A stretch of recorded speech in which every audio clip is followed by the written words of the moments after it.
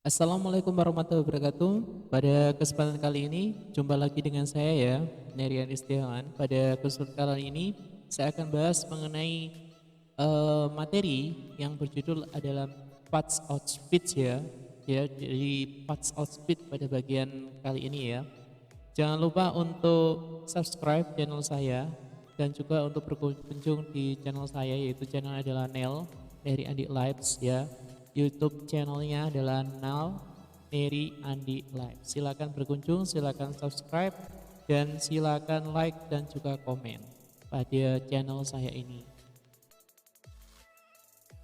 Oke, yang pertama saya akan bahas mengenai the nine part of speed ya. Jadi 9 bagian daripada speed ya.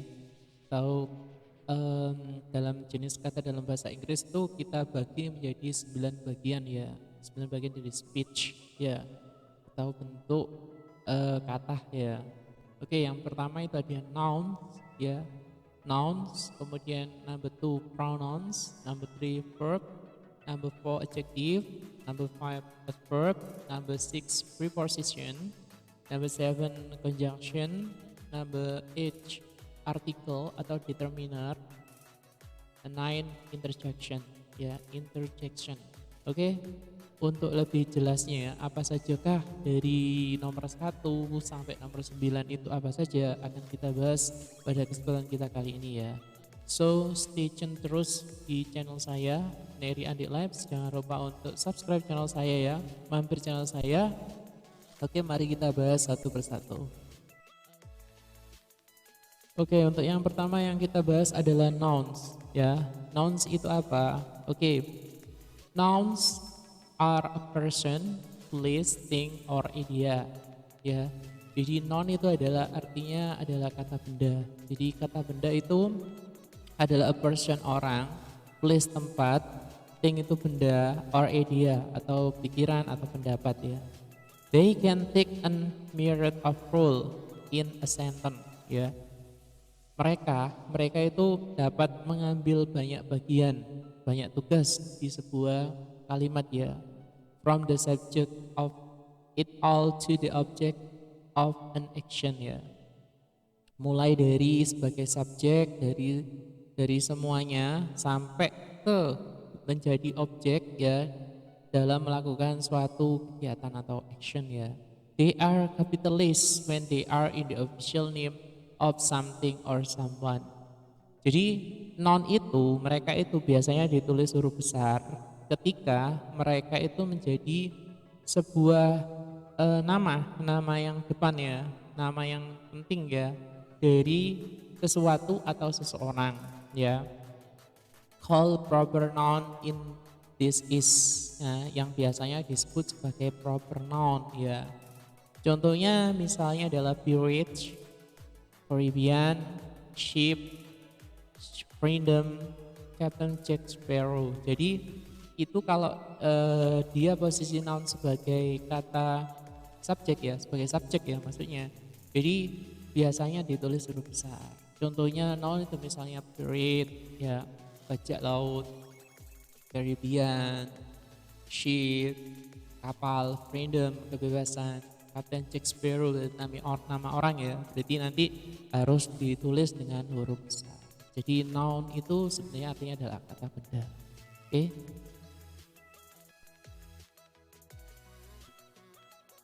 Oke ya, selanjutnya akan kita bahas adalah mengenai pronoun ya. Pronoun itu apa? Pronoun itu adalah kata ganti. Ya, penjelasannya gimana? Pronoun stand in for nouns in a sentence. They are more generic version of noun that refer only to people. Ya, artinya apa? Jadi pronoun itu juga bisa digunakan sebagai kata benda ya, sebagai kata benda dalam sebuah kalimat ya. They are more generic version. Mereka itu adalah versi yang lebih umum dari kata benda yang hanya ya that refer, yang hanya menggantikan orang. That refer only to people, yang hanya menggantikan orang. Misalnya contohnya daripada pronoun ya ada I, saya, you, kamu, he, dia laki-laki, she, dia perempuan, it khusus untuk benda, our, kami, them mereka, who siapa atau yang ya. Kalau di sini diartikan yang. Which yang mana yang digunakan untuk benda.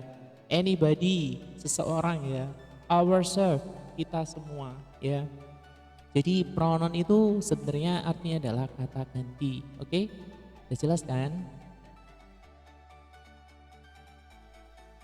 Oke, selanjutnya yang akan kita bahas yaitu mengenai verb ya. Verb itu artinya adalah kata kerja.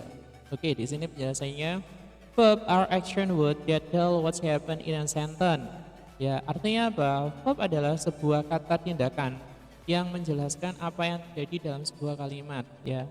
They can also show sentence subject state of being ya.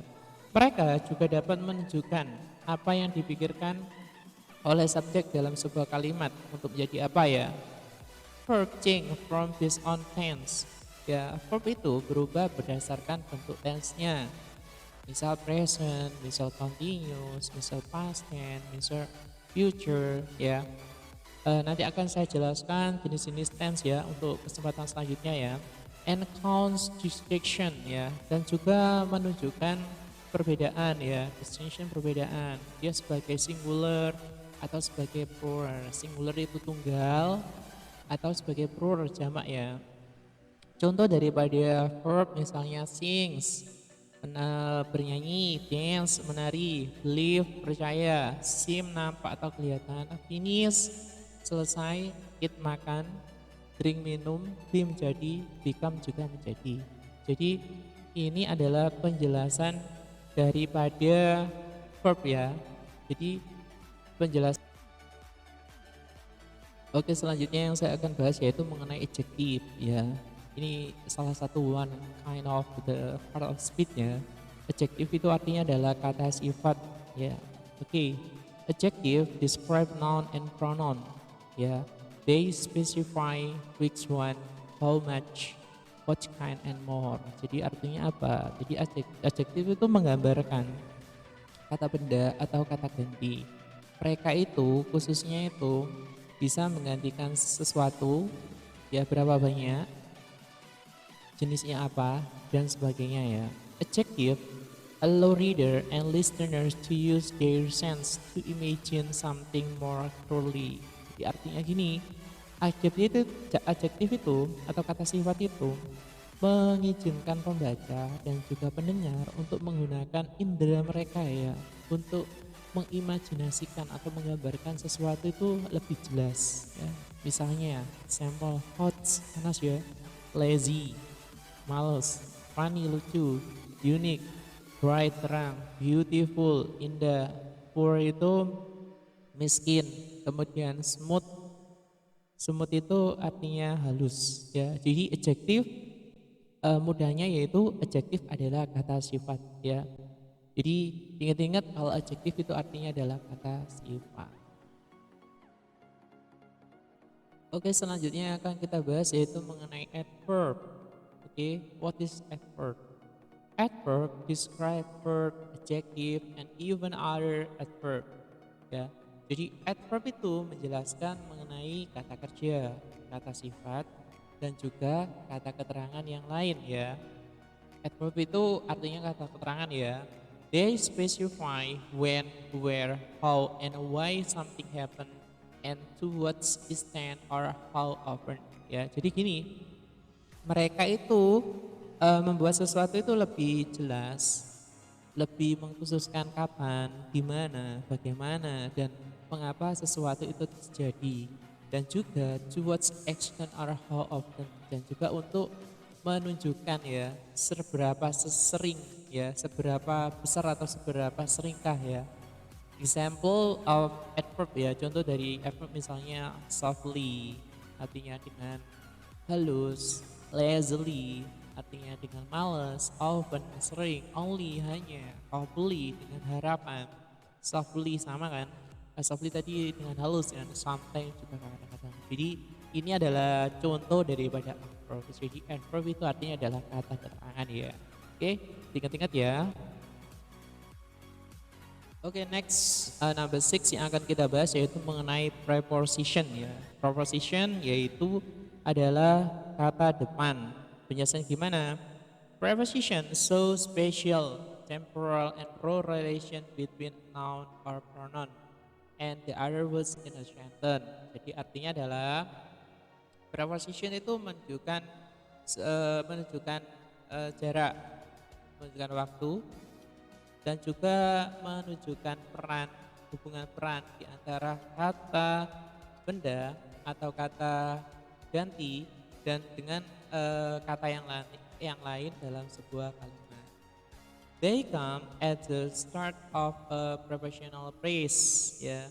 Jadi mereka itu berasal dari bagian dari kata frase prepositional, ya, atau kata depan, ya, which contain a preposition and its object, yang berisi atau terdiri dari sebuah preposisi atau kata depan dan juga objeknya. Contohnya of, over, against, up itu di atas, over di atas, against berada, by, oleh, for, into di dalam, close to mendekati, out of, ya, apart from, ya, apart from, ya, itu adalah contoh-contoh daripada preposition atau kata depan, ya. Dan ini adalah salah satu daripada part of speech. Oke, selanjutnya akan kita bahas yaitu mengenai conjunction, ya. What is the meaning conjunction in Indonesia? Conjunction itu artinya adalah kata hubung. Jadi lebih jelasnya seperti ini, ya. Conjunction join word, phrase, and clause in a sentence. Jadi conjunction itu menggabungkan kata, frasa, atau klausa dalam sebuah kalimat. There are coordinating, subordinating, and relative conjunction. Jadi ada bagian-bagiannya, ya. Yang pertama sebagai coordinating, kemudian sebagai coordinating, dan juga sebagai conjunction relatif, ya, atau correlative conjunction. Contohnya misalnya adalah and, but, and itu kan dan, but tetapi, or atau so jadi yet, kemudian with dengan. Jadi itu adalah salah satu contoh daripada conjunction, ya. Oke, next number 8 yang akan kita bahas yaitu mengenai articles and determiners. Jadi apakah article and determiners itu? Yang pertama article. Article and determiners function like adjective by modifying noun, ya. Jadi artikel dan determiner itu fungsinya itu hampir sama seperti kata sifat, yaitu mereka itu memodifikasi kata benda. But they are different than adjective in that they are necessary for a sentence to have proper syntax, ya. Tetapi mereka itu punya suatu perbedaan, ya, dari kata sifat atau adjektif, ya, di mana mereka itu diperlukan dalam sebuah kalimat untuk mempunyai sintak yang sesuai, ya. Article and determiner specify and identify noun, ya. Artikel dan determiner itu lebih khusus, ya, dan mereka itu mengidentifikasi sebuah kata benda. And there are indefinite and definite article. Jadi di sana itu ada macamnya, yaitu ada indefinite and definite article, ya.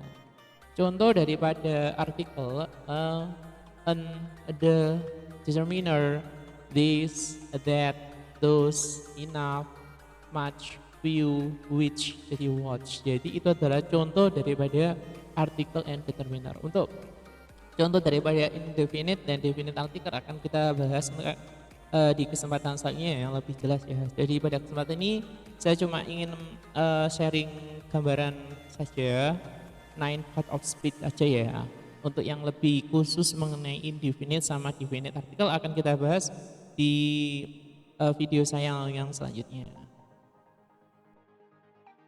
Oke, next selanjutnya akan kita bahas yaitu mengenai interjection, ya. Oke, what is interjection, ya.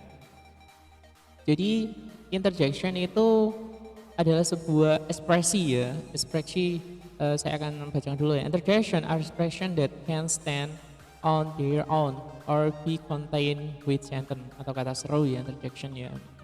Interjection adalah sebuah ungkapan yang dapat berdiri, ya, yang dapat berdiri dengan cara mereka atau juga dapat mengisi dengan sebuah kalimat atau juga dapat diisikan dengan sebuah kalimat. These words and phrase often carry strong emotion and convey reaction. Ya, jadi kata-katanya itu biasanya membawa emosi yang sangat kuat ya dan juga memberikan reaksi. Contohnya ups, au, ya bada badu ya. Jadi interjection adalah kata seru ya, diingat-ingat ya. Kata seru.